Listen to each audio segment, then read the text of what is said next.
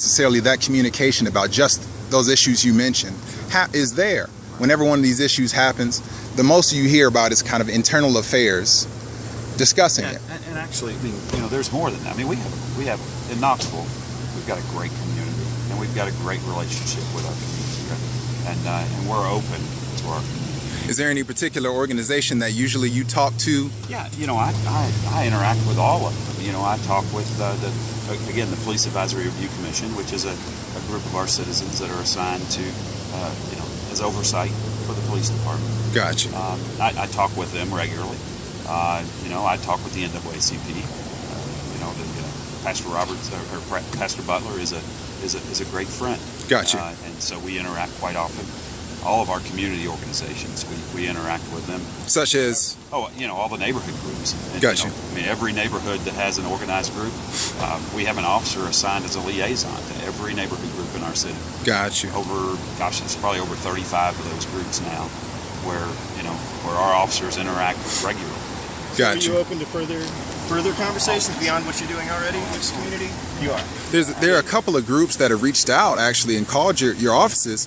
East Tennessee Normal is one. Yeah, I just saw that email, and gotcha. We're going to have a conversation with them very soon. We actually have a meeting tomorrow at Tennessee Valley Unitarian Church. We would love to actually see you come on. Now, it will be a surprise. I discussed it with the group, of course. Sure. But you know, we would love to actually have a conversation about how these kind of problems that people obviously have a grievance with can be avoided. Why do you feel like people see that kind of a grievance? Well, I think what you're seeing is, you know, I mean, this is clearly all the result of this national issue. Right. You know, this incident that happened over in Ferguson. Sure. Well, now there have been other incidents that people have spoke up about. Yeah. You know, obviously the issues that have happened in Knoxville are among them, right. but certainly the Los Angeles issue sure. that recently happened right. and New others. York. Right. I mean, seeing that trend is, I think, why people have begun to get frustrated.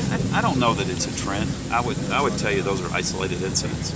I would tell you in terms of law enforcement, I mean, I have personally reached out to our national organizations, the International Association of Chiefs of Police, the Police Executive Research Forum, the National Organization for Black Law Enforcement Executives. I've reached out to those groups and said, you know, we need to all get together.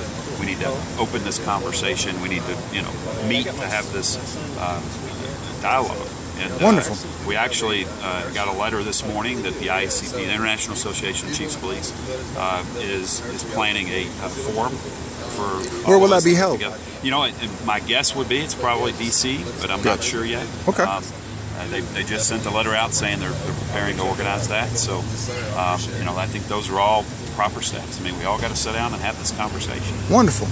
Well, on behalf of a group, I don't know if you use Facebook at all, there's actually a group called the Progressive League that's been asking some of these questions. And as I already mentioned, East Tennessee Normal. We would love to invite you to come speak with us at any time and kind of help with that dialogue. Sure. I'd be happy to do it.